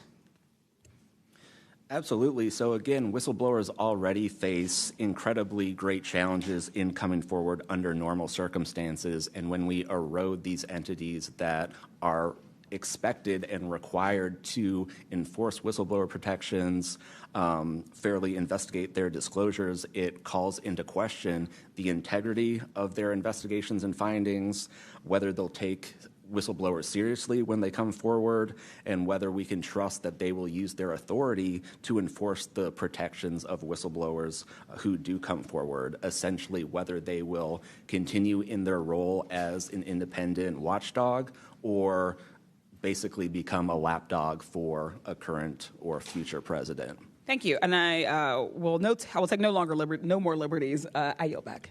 Thank you. I now recognize Mr. Crane for 5 minutes. Thank you, Ms. Chairwoman, for holding this hearing. Thank you to the witnesses for appearing. In the effort of transparency here, I got to admit to the witnesses that, growing up, I really never believed in UFOs or any of this stuff. I always thought it was a little kooky and whatnot. But, after hearing, your testimony from honorable service members, watching videos like my colleague, Mr. Burleson, just presented, I got to admit, I've become a believer. Not that I know where these things come from or, what they really are up to, but I'd like to start with asking the witnesses. Mr. Nusatelli, you were in the Air Force, right? Yes. Did you believe in UFOs prior to your encounter? I've always been interested. Okay. Yes. Chief Wiggins, you're currently in the Navy, is that correct? Correct. Did you believe in UFOs before your encounter? I did. I'm from Las Vegas, and I've watched George Knapp my whole life. Okay. What about you, Mr. Borland? I have always been open to where facts go, so. Were you guys scared or hesitant to come forward and tell your story because of fear and believing that you might be reprimanded or ostracized from society because of your stories? Mr. Nusatelli? Yes, absolutely. I probably would not have come forward if I didn't have documentation to prove some of my story, and I also wouldn't have come forward without the people that paved the way for us in the first congressional hearing. So, Chief, what about you? Once I got the okay from the Navy from top down, that gave me a level of relief. Prior to that, I didn't have any thought left or right of that, but thank the Navy to give me the go-ahead, and that gave me the relief that I would not have any level of reprisal or anything happen to me. Mr. Borland, how about you? Absolutely. I mean, after I went through everything, it was pretty clear that I caused a major issue in the executive branch, so I did what I was supposed to do, and that's why I haven't spoken publicly. That's why I'm happy to be here. This is how I wanted this to be done in regards to me. Mr. Borland, why do you think that you've faced reprimand and discipline for your effort to come forward and be transparent about what you saw? About what I saw is the reason why I got into what I know and has been disclosed to Arrow and the IG. And I think that information, well, it was labeled an extremely sensitive national security issue. Thank you. Mr. Knapp, I've watched many of your videos on Joe Rogan and other places. One of the big questions, I think, for many of us is why do you believe that the federal government refuses to be transparent about this issue? I think there's probably multiple reasons. At the start, when these things first started invading our skies in large numbers, we were scared. It was right after World War II, and we didn't know what they were, and they didn't want to panic the public, and that was probably a good call. Over time, I think the lying sort of became institutionalized, you know. Flights over Washington, D.C. in 1952, they're seen, they're captured on radar, jets are chased after these objects, and then we get an explanation it was a temperature inversion. And those kind of lies have been told for a long time. What was told to me by an investigator from Congress, a guy named Richard D'Amato, who was sent after this story by Robert Byrd and Harry Reid, he came out to Nevada, tried to get into Area 51, did get in there, looked around, talked to people, trying to get to the bottom of it. He believed that this program, reverse engineering, et cetera, was inside, had been moved inside these corporations. And he said, when this comes out, people are going to go to prison. And he meant people who were basically misusing legitimate national security funds, tens of billions of dollars, in order to keep this cover-up going. I also believe there's a legitimate reason for the cover-up in that there is undeniable connection of national security involved in this technology. If we are racing for it to master that technology against the Russians and the Chinese, which is what I have been told by Senator Reid and many others, then it is a race that's critical to our survival. There could be a form of disclosure, I think. Yes, it's real, it's from somewhere else, without revealing all the details that would allow someone else to have an advantage in the race for this technology. Thank you. Finally, I'd like to enter into the testimony a letter I sent to the DoD regarding the case of Major David Charles Grush, a UAP whistleblower who's been extremely helpful to this committee. Unfortunately, due to his participation in the disclosure of UAP, he suffered reprisal like the removal of his clearance, denial of promotion, and loss of medical retirement. I wrote the DoD on July 24th, 2025, on behalf of Major Grush, and I'm still waiting for a reply. I appreciate any help the committee can offer to get a response. Thank you. I yield back. Without objection, we'll be following up with the DoD after this hearing. Thank you, Representative Crane. I'd next like to recognize Representative Gill for 5 minutes. Thank you, Chairwoman Luna, for holding this hearing, and I'd like to yield a minute of my time to you. Perfect. My first question is to Mr. Knapp. Mr. Knapp, how do we know that the files that you obtained from the former Soviet government are not BS and just given to you as a disinformation campaign against the U.S. government? Yeah, it's a good question. So I shared some of them with the Senate Intelligence Committee when I first got back because that was requested by the Russians who shared some of that information with me. Secondly, I gave all of that material to the DIA through BASS, the OSAP program. Sorry for the acronyms. Can you name names real quick? Sorry. At BASS or OSAP? Who did you give them to directly? I gave them to Robert Bigelow and to Jim Lukatsky. And they hired a whole team to go through them and retranslate them and analyze it, and they created a structure of how the UFO programs in the USSR and Russia were put together. They said they were real. The other person who said they were real is David Grush. Noted. Thank you. Representative Gill. Yep. And thank you. I'd like to yield the remainder of my time to Eric Burleson. Thank you, Representative Gill. Mr. Wiggins, Chief Wiggins, in your view, what mechanisms, such as internal protocols, witness debriefings, or cross-agency documentation, should be better established in order to ensure that such a credible sighting, like the one that you have given, are preserved and made available to oversight bodies like this? Thank you, sir. As a active duty Navy member, our mission is to carry out the ship's mission or the command's mission. And we, on a general basis, don't have knowledge of what to do when we see things like this. We just don't. We're there to do our mission and do what's told of us, right? So I think what would be important is giving active duty members a clear way of being able to report things like this to where it gets to this point, and ensuring that we have a standard level of understanding that there wouldn't be any level of reprisal or anything happening. Because, I've been in the Navy for almost 24 years, but what about the sailors that have been in for 2 years that experience things like this? They're not going to have the knowledge, or they'll probably be a little bit more fearful to speak up, being it that their career is just starting.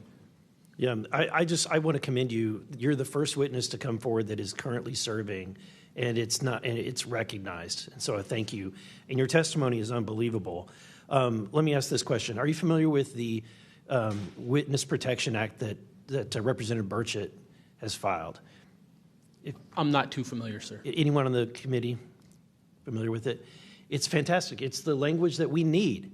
It's language that will protect whistleblowers from any kind of reprisal, and yet it's again and again blocked by this body in some way. Many a times it's being blocked not by elected officials, but by staff behind the scenes. And the other bill, the UAP Disclosure Act, which was filed last year, Senator Schumer, who I cannot believe that there's a topic that he and I agree on, but he and I agree on this topic. He has sponsored it in the Senate. He put it on the National Defense Authorization Act last year. Remarkably, I can't get it it was stripped out by the House last year, and I can't get it onto the bill leaving the House this year. Mr. Knapp, how far would that bill go to actually getting the answers that we need? Pretty far. I think that they're still going to have roadblocks. The keepers of the secrets, the private companies that have been doing this job for intelligence agencies for a long time, are not going to cough it up. You'd have to force it out of them. And whether you can get them to admit that they have it or not, they're supposed to lie about it. They've been lying about it. More power to you. I hope it works. I hope it passes this time. But it's a daunting challenge to get them to open up after lying about it for more than 75 years. Yeah. And then finally, Mr. Borland, when you engaged with Arrow in 2023, you noted that their public statements did not match the reality that you and others had witnessed. In your assessment, what were the key limitations of Arrow? I would put it to you this way. The statement Arrow has made is scientific evidence of extraterrestrials. Scientific evidence requires a scientific control. Extraterrestrial is an entity on another planet. The only way to scientifically prove extraterrestrial is we have to go to that planet, acquire technology, bring it back, and compare it to what we have here. So you're saying they won't let anything out or they won't come forward unless they confirm that unless they go to the planet and confirm where its origin is? That would be scientific evidence, yes. And by that statement, Arrow found no scientific evidence of extraterrestrials is basically, I don't want to call it a psyop, but a misrepresentation, because we do have things. But making that statement is not technically a lie. It's a misrepresentation of the full truth. Thank you. Madam Chair, may I, just since we're on that topic real quick, how do we get to these other planets? How do we pass the Van Allen radiation belt safely? Good question for you. I cannot answer that for you. Thank you. I would now like to recognize Mr. Perry for 5 minutes. Thanks, Madam Chair. I think I'll start with maybe Mr. Borland. So you have a clearance, right? You're in uniform, you have a clearance. When did you leave service? What year? I left in 2013, February 2013. Who was the president, if you recall? 2013 would have been President Obama, sir. Wasn't President Trump, right? No, sir. Okay, so you have a clearance, right? You're serving in uniform, you have a clearance. Yes, Your sir. story, I think many of us are kind of picturing the scene. You walk out in the flight line, having a smoke, this event occurs. Do you have the perception, at least I do, based on your story, that this involves the U.S. government? Whatever you saw involves the U.S. government. That is 100% my opinion then and now. And was there an after action? Do you do a daily debrief of the activities of the day? Was any of that recorded? Was there a conversation with the command? Was there any documentation that you know of at the time? Not to my knowledge. I mean, like I said, I talked about it on the ops floor, and a couple of people had pulled me aside, some older enlisted, and were like, you probably want to keep that to yourself. So did you get the impression that they knew what you were talking about, just didn't want you to harm your career or seem crazy, or that they didn't really witness? Did you know anybody else that witnessed what you saw? Again, not that night. Like I said, the only people that would have been out there would have been security forces, and then those of us that were doing ops. Security forces in uniform or contract? Probably both. Did you talk to them? Did anybody talk to them in an after-action? Not to my knowledge, sir. Was there any interest in the command to determine and verify what you saw? Not to my knowledge, sir. It's unfortunate. Chief Wiggins, thank you for your service. Gentlemen, thanks all of you for your courage to be here. Your story's a little bit different. Sounds like it, well, for both of you guys, and also Mr. Nusatelli, if this were sanctioned by the U.S. government, even though you have a clearance, but it's classified above the clearance level, do you see any reason why they would allow you access, being present, viewing it, hearing it, you know, being around it? Like, what is this, an accident? Like, does the U.S. government make these kind of accidents? They make accidents, mistakes like this? Like, we're doing this test of this new system, and we forgot these guys were standing here. Does that sound like something that the U.S. government would do? No, sir. Some of the launches we were doing were like $5 billion projects that had taken like 10 years to develop the technology. And these objects were coming right up to the launch pad. So any kind of mistake, I mean, it could cause a catastrophe. Right. So it's very confusing why these objects would be operating in and around our bases or during training exercises. So it would lend you to believe that the U.S. government had nothing to do with whatever it is you saw. Correct. They wouldn't want it there because it would potentially interrupt the proceedings at the time. Was there an after action? Was there a discussion by your command was there an investigation? It's pretty significant activities that you were involved in. Was there an investigation that you know of? We conducted investigations in real time. Right. And we document all the evidence. But as far as anything from higher up, I don't know if there was an investigation done. No information came down on what we should do. Were you ever interviewed at someone else's request? About that incident? Yeah, about the incident. I don't believe so. Do you think you find that odd? If something happens, you're around multi-million, maybe billion-dollar operations and launches of national security interests, very sensitive. There's an anomaly in the operation. The only person witnessed it, saw a UAP at Vandenberg at that time frame, that was interviewed was the one that witnessed the thing land. Why wouldn't, well, I don't know why I'm asking you, but it seems to me that we would want to interview everybody associated, even not associated, to find out if they were associated. Chief Wiggins, how about you? Was there an investigation? Was there an after action? Was there documentation on the incident that you were privy to? No, sir, not that I know of. And in my previous experience as an operations specialist, all operations that I've been a part of have been deliberate. So yeah, they're and deliberate operations. After the operations, you conduct an after-action review, or that's what the Army calls it. I don't know what I imagine the Navy has something similar to determine your weaknesses, your successes. Did you do that in regard to this incident? No, sir. The Navy calls it after-action reports, and not to my knowledge was there an after-action report of this incident, sir. It's unfortunate. Thank you, Chair. I yield.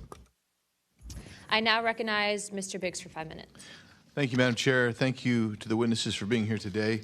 I'll tell you that today's testimony should alarm every American, no matter their views on UAPs. This isn't simply about UAPs. It's about government integrity, responsible use of taxpayer funds, and Congress's constitutional duty to oversee the executive branch.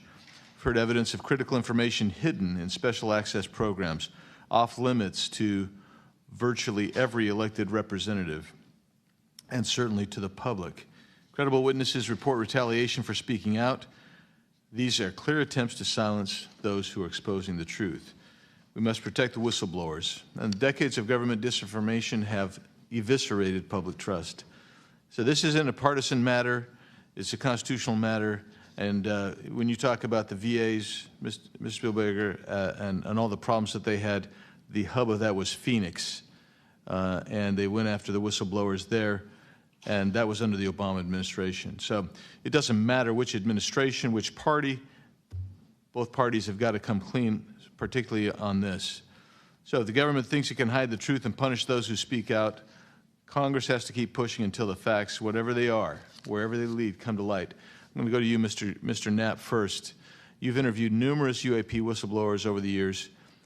The question is, how do you verify their claims before deciding they're credible enough to report on? It's a combination of factors. First, you check their credentials. Did they really serve where they said they did, and did they work where they said they did? Are there any other witnesses? Is there visual proof, film, footage, things of that sort? You ask the people around them that know them, that used to work with them, if they're credible people. That's one way. You know, I think about ARROW, the organization that this body created to deal with witnesses and whistleblowers.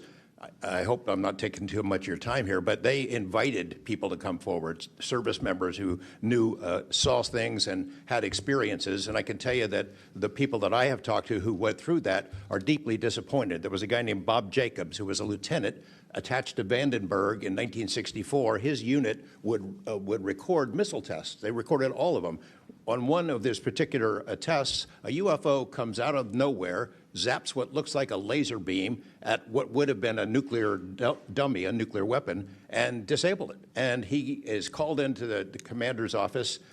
Two guys in suits clip that film footage out that shows the UFO, and he's ordered to never talk about it. He comes forward to ARROW. He heeds the call, thinking he's doing his duty as an American to tell that story, and they completely dismissed him. They made up a story that they had tracked down the original footage, and there was nothing like that in it. Well, there was no original footage. It had been taken away the day the footage was recorded. He's deeply disappointed. People like Bob Salas, who had worked at a nuclear ICBM base, who saw UFOs flying over the base, and these missile silos were taken down. He went to ARROW, too, and was completely disregarded.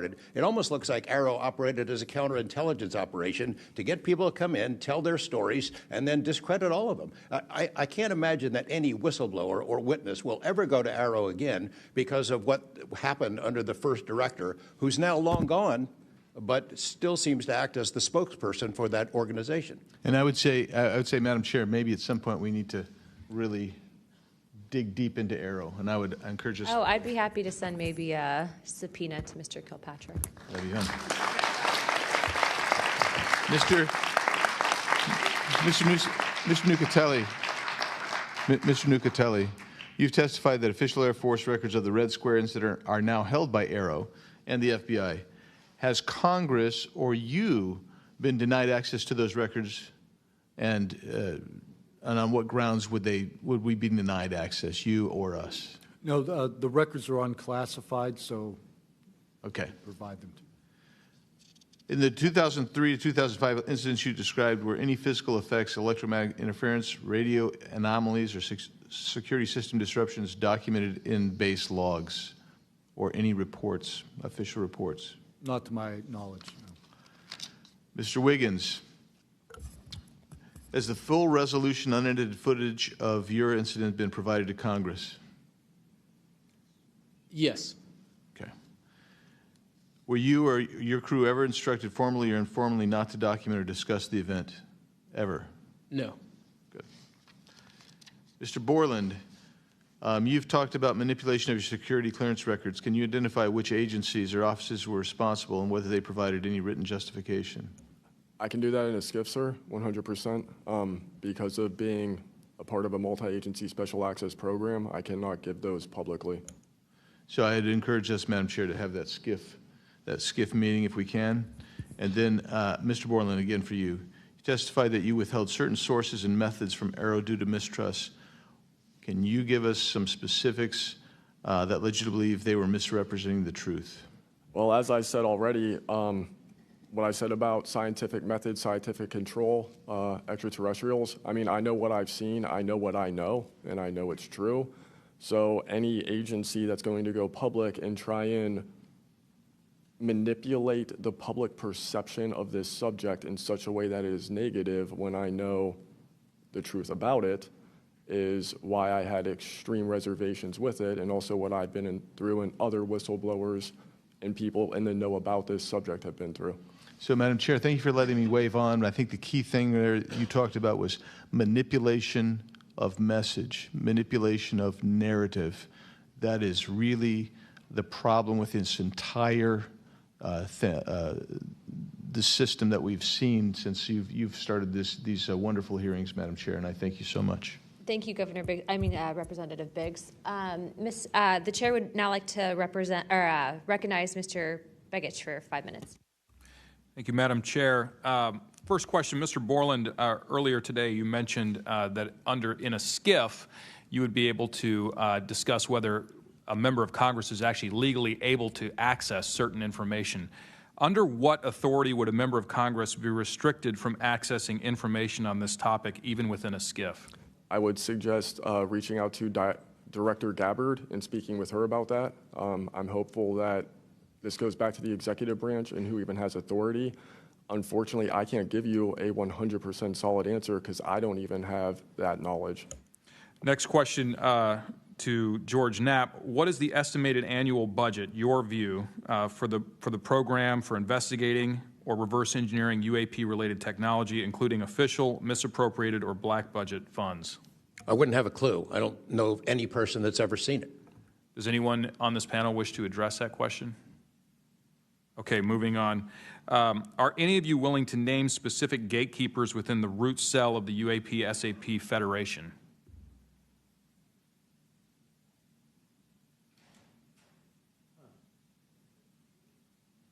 You mean specific people and contractors that have dealt with this and kept the secret? Specific individuals.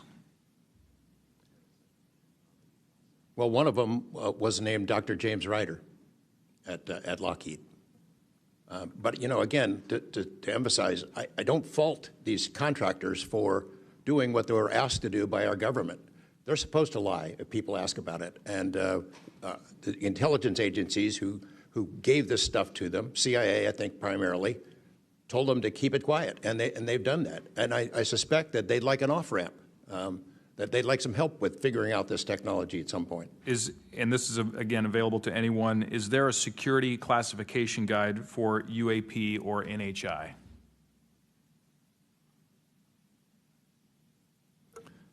I remember in the 2003 or 2023 hearing, it was stated that all UAP-related material is classified secret or above.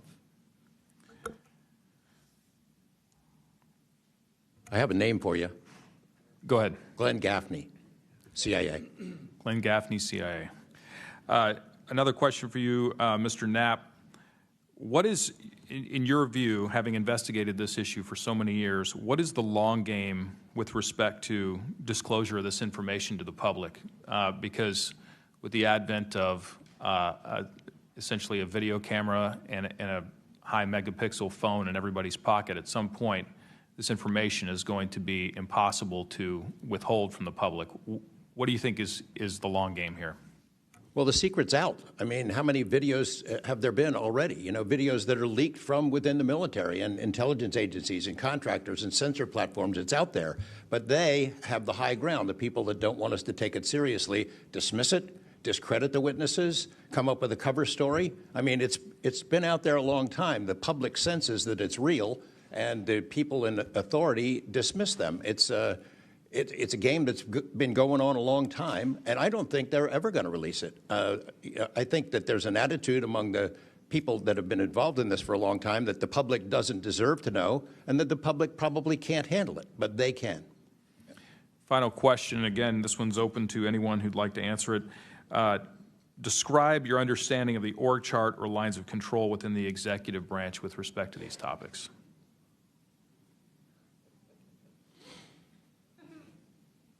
And if you'd like to address that in a SCIF, feel free to say so. That could work as long as I'm legally allowed to and you are legally allowed to receive it. I think these programs are in the executive branch, National Security Council and over on that side. That seems to be what some of our witnesses have told us over the years. So you can, Congress can file all kinds of requests. The FOIAs can be filed with the Department of Defense, Department of War now, and they can honestly say, well, we don't have it, because they don't have it. Thank you. Is there anything in my remaining 30 seconds that you'd like to share on any of these questions that I've asked you today? I applaud the committee for trying to tackle this monster of an issue. I really appreciate that it might be the only bipartisan issue in Washington where everybody can agree. We've watched multiple hearings now. Everyone is asking the same kind of questions, whether right or left, and honestly want the answers. And Chairman Luna, Chairwoman Luna, I appreciate your dedication to this. Tim Burchett and the other members for sticking with it, because it's come up in Congress before, and they had hearings, and then they dropped it for 50 years. So it's going to take a lot of time to get to the bottom of this, and I applaud your commitment to getting to the truth. Thank you, Mr. Knapp. Pursuant to Committee Rule 9C. Madam Chair, can I have ask a parliamentary question of you? Yeah, sure. Does this subcommittee have the authority to do subpoenas? Task force. So the task force, to answer that question, has to do it through full committee. Okay. So, and also in regards to immunity, which to Mr. Borland's point, we are going to be doing a motion to ask for immunity for you and a few other people to come into a SCIF and tell us what you know without being subject to the Espionage Act, et cetera. Thank you, ma'am. So that's just kind of an update. But as a task force, because we are not a full subcommittee and there are certain authorities that haven't been granted to us, probably because they don't want us to have it. But there are ways to work around it, so we're kind of figuring that out. Pursuant to Committee Rule 9C, the majority and minority will have an additional 30 minutes each to ask questions of the witnesses without objection. So ordered. With that being said, if you guys want to jump in the queue, I know Representative Crane, Burleson, and likely Burchett have a few more questions. I'll just start out with 2, and then I'll pass the buck to Burleson. Burchett, do you have anything? Yeah. Burchett and then Crane. Just real quick, Mr. Knapp, and short answers, please, because of time. How much of these alleged Russian crash retrieval documents have already been physically out there? So, I mean, percentage-wise of the documents that you submitted to Congress, what was public already and what was not newly released? Maybe 1%. Okay, so the rest of it should be predominantly new information. Yep. Also, can you just elaborate real quick? I know you had, I think, mentioned a Thread 3 program, but also alleged in those documents, I got through maybe half of them last night. There's a lot, and I don't speak Russian, contrary to what my people might allege. What does the Thread 3, was there any specific programs that existed within the Soviet government or groups to specifically investigate this by name real quick? It's a number. There's a number in those documents I gave you. There was a larger program that actually had 3 sub-programs that was, Thread 3 was the name I got, and then the DIA guys who looked at it figured out there was a much larger organization. And it's listed in those documents? Yes. Okay, thank you. Real quick, I'd like to ask the committee to replay that video that Burleson had played earlier. I want to ask every witness here, specifically ones that have sensor training or have been able to recognize some of this movements real quick. So if you guys can please roll that real quick.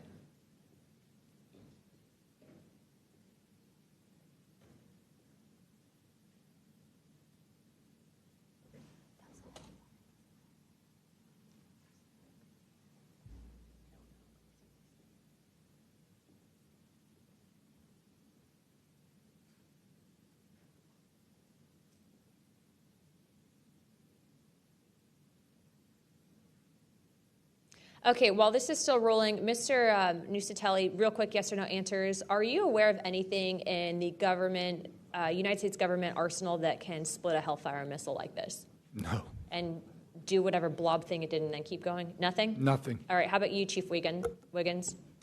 Nothing to my knowledge, ma'am. Okay, and how about you, Mr. Borland?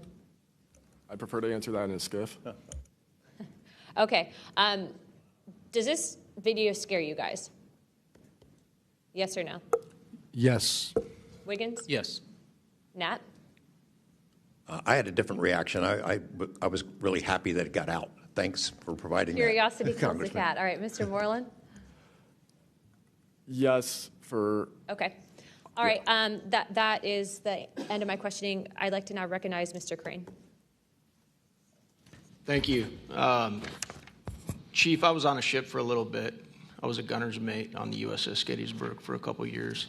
My question to you is, when you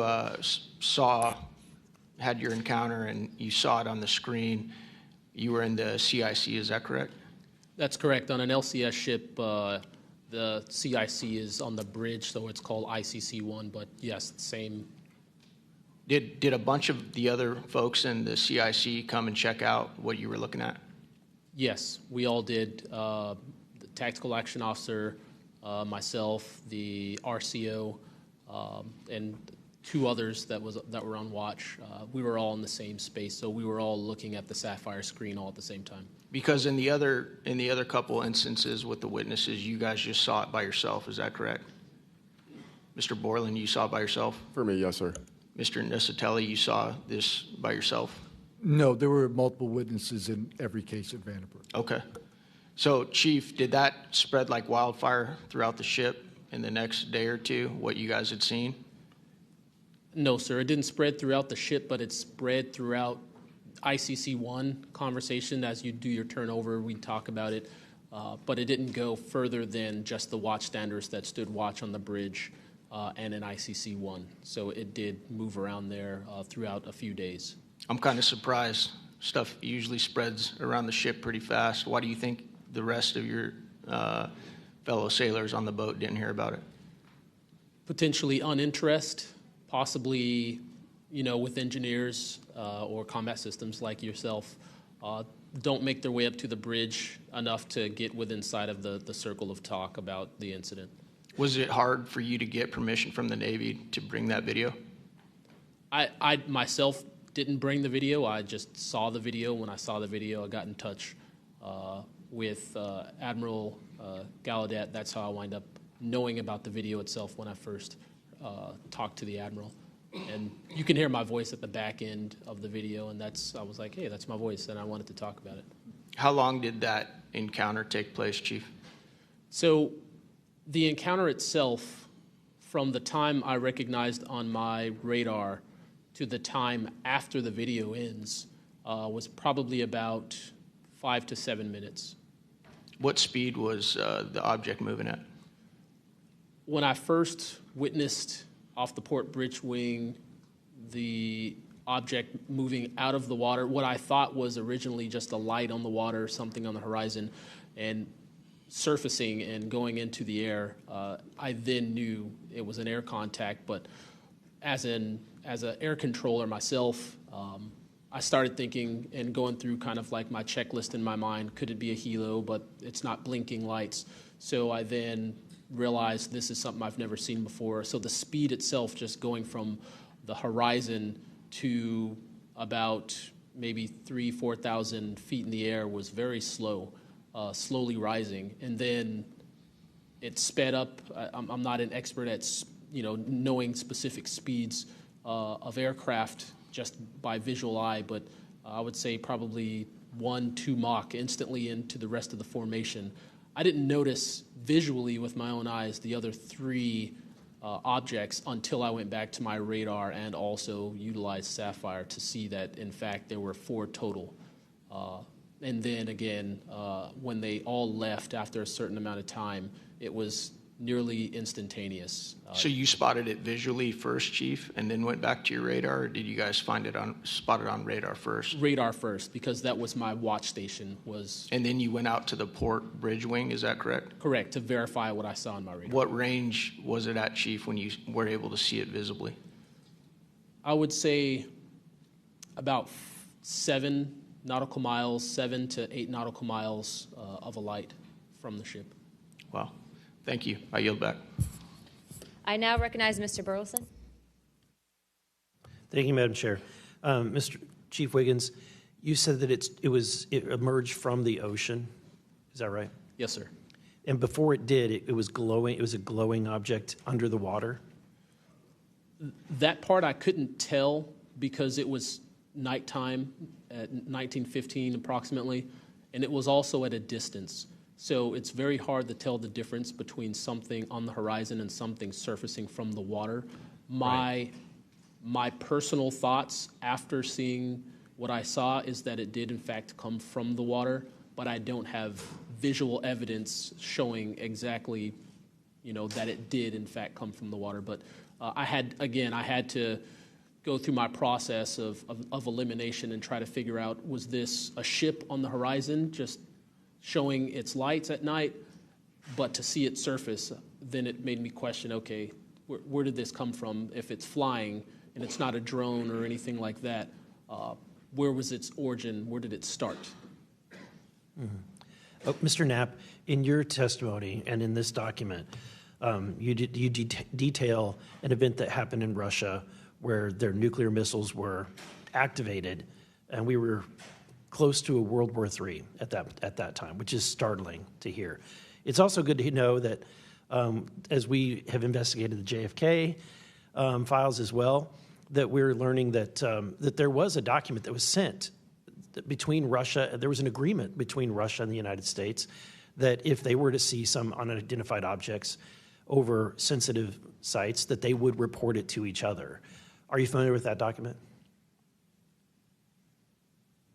Yes, I'm also familiar with the rhetoric, public rhetoric between President Reagan and Gorbachev at the time, too, that they traded statements about, wouldn't it be something if we were threatened by something from way outside, how we might work together. I know for sure that they had conversations about it, and I know we did reach an agreement to try to lessen the possibility that us detecting a UFO or group of UFOs would not be mistaken for a bunch of Russian missiles. There were exchanges of that sort that went back and forth. Yeah, and I can imagine this is, to me, the validity of this document is underscored by the fact that Russia would not want this to be known. They absolutely would not want to know, the public to know, or the United States to know, that there was a vulnerability in their missile systems. Would you agree? Absolutely. And, and we had many similar incidents at our nuclear weapons facilities here that have all been sort of swept under the rug. But it's pretty scary when you take down 10 missile silos during tense times and you don't have a better explanation for it than it was a special test of security mechanisms or using EMPs, which is a preposterous explanation. Real quick, we're going to cut to Mr. Ogles. He just got back. So we're in a special kind of lightning round, so 5 minutes, and then we'll go back to our line of questioning. Thank you, Madam Chair. At this point, I think it's clear from the hearing that there's advanced technologies that are taking place in our airspace. The question is, and I posed it in one of the previous hearings, is it ours, is it theirs, or is it otherworldly? There may not be a silver bullet at the moment, but when you look back through the hearing and the evidence that's been presented, if you're going to point the American people to one piece of evidence to start their journey on this topic, what would you suggest, sir? One piece of evidence,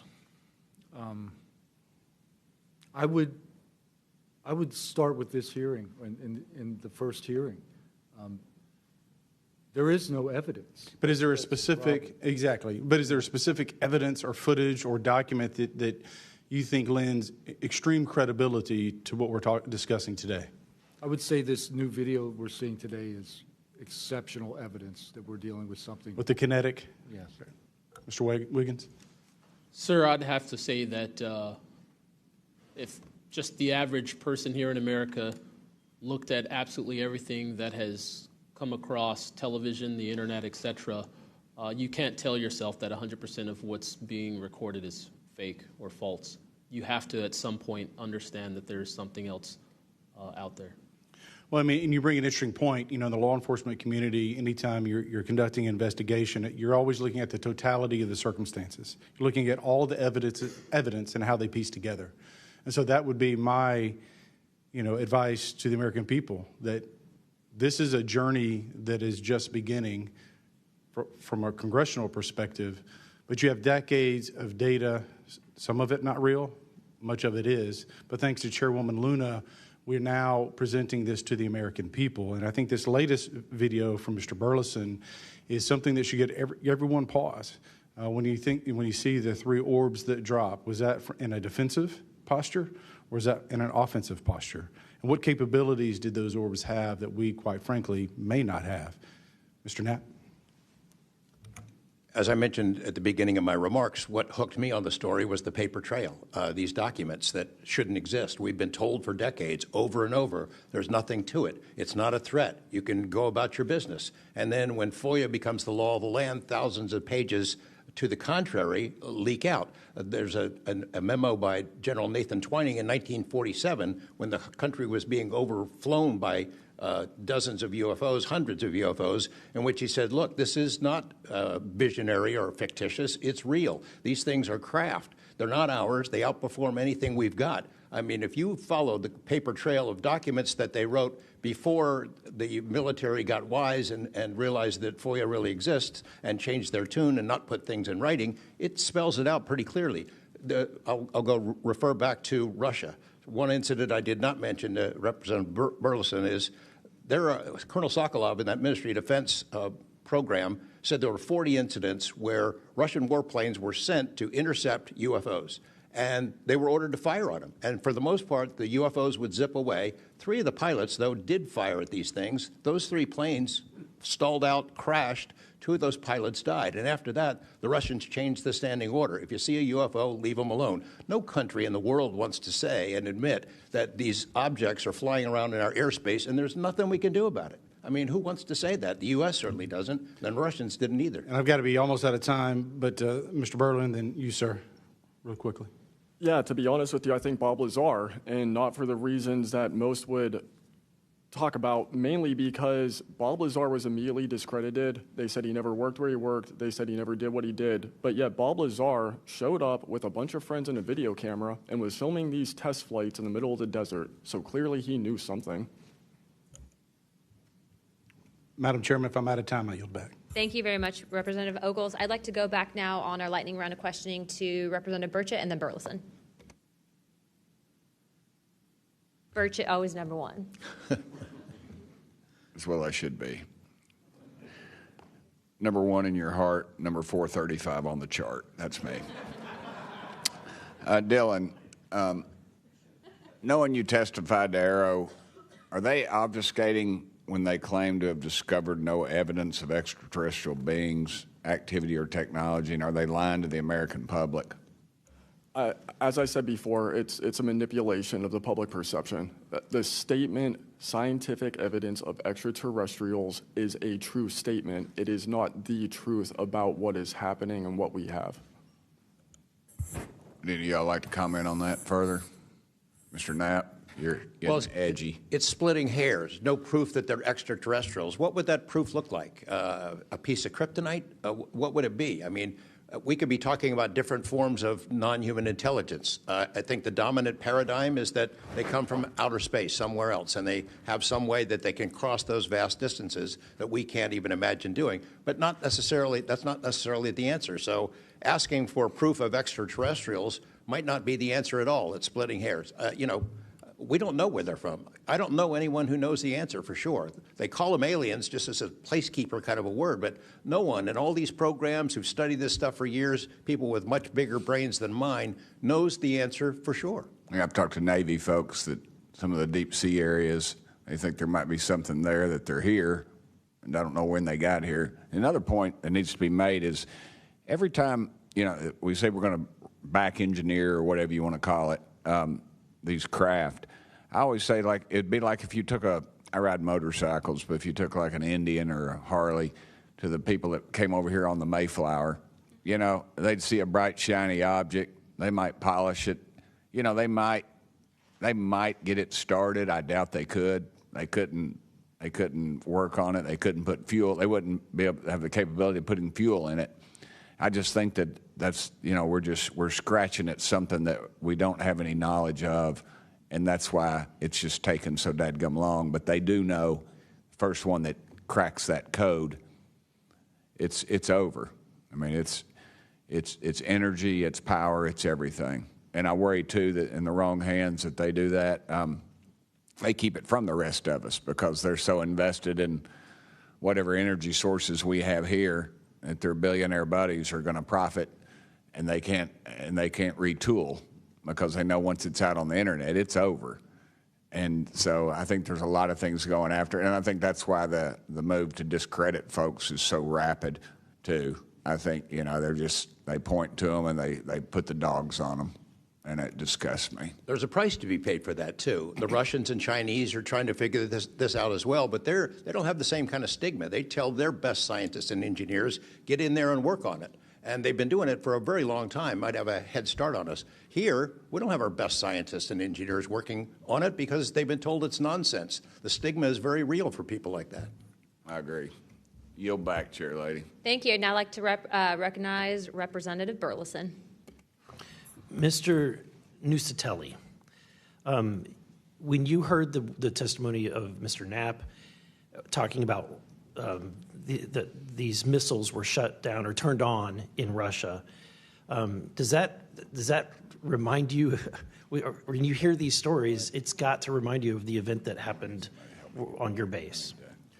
Absolutely. There are many accounts of incursions of this type taking place. I believe in the 60s we had a similar incursion in New England, and same thing happened. There were these objects coming over the base at low altitude, 200 feet over the base security police, and they were scrambling fighters, and then the objects would just fly off, and that went on for weeks.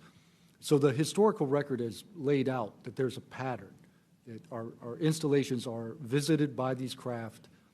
They come in and do whatever they're doing, and then they leave. And we don't know how to respond. We don't know how to protect the installation. So that's why we're here. When you first heard, and we're having to report on these incidents that were being witnessed by other individuals, did you believe them? Did you yourself believe it would be true until you saw it? Yeah, these are people I've worked with for years, deployed with. I was in some of their weddings. These are people that I worked with every day of my life. Usually when the events were occurring, we were all together. There'd be 40, 60, 100 people on duty during these encounters. Really? Yeah. All seeing it at the same time? Yes, these encounters were playing out while we were on duty, and we were responding and investigating in real time as they occurred. And as you said, the importance of your operation was highly important because they said it's the most important in 25 years, the research that you were conducting. For that particular launch, we had 500 Air Force police officers guarding the launch. 500 people. It was that critical. Wow. But had this thing showed up, we wouldn't have been able to do anything to prevent it showing up. Real quickly, can you just redescribe size and whether or not you heard anything? It was how big, wise? The two square objects were at least as large as a football field.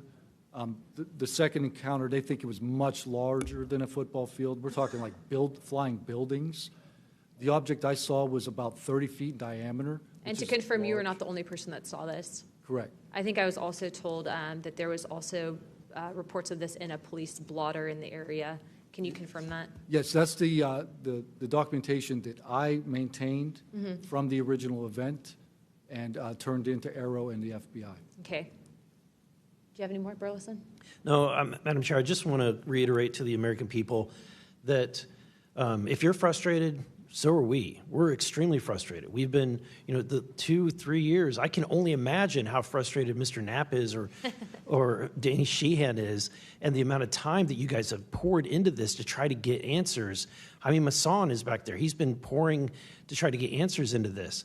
I hope that you all see that we're committed to this, and we're going to be scrappy about it. We may not have the direct authority, but I can assure you, Representative Luna is about as scrappy as it gets. I wouldn't want to scrap with her. But that being said, I think that if the American people want to see answers, we need to action. We've had the hearings. It's time to take action. It's time that we pass Tim Burchett's Whistleblower Act. It's time that we pass the UAP Disclosure Act. And I think that we've had a lot of talk about this. It's time for action. Thank you, Burleson.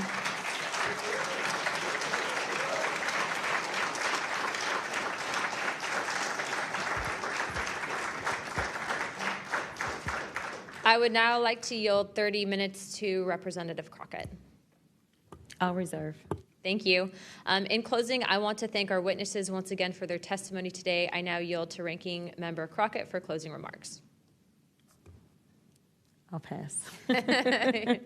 No, I just want to say thank you so much to each and every one of you for being here today, for staying committed to this, and for your courage.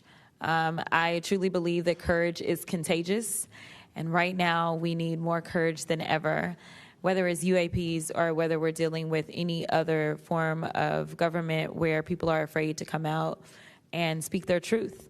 The American people are relying on amazing public servants like you to speak up on their behalf, to be the watchdog, and to make sure that we are as safe as possible. And so thank you so much again for conducting a bipartisan hearing on such an important matter. Thank you. I'd now like to recognize myself for some closing remarks. This is obviously something that doesn't just affect everyone in this room. I can tell you that specifically for where I represent in Pinellas County, Tampa Bay, and Florida as a whole, there's many sightings, many questions, people reporting this, but I'm not the only one. I was also told by Representative Biggs, as well as our great representative from Alaska, that these are not isolated instances, and so it does give us reasoning to provide investigative inquiry into these topics, but also I would also like Mr. Spielberger, if you could actually review and see if your organization would endorse the whistleblower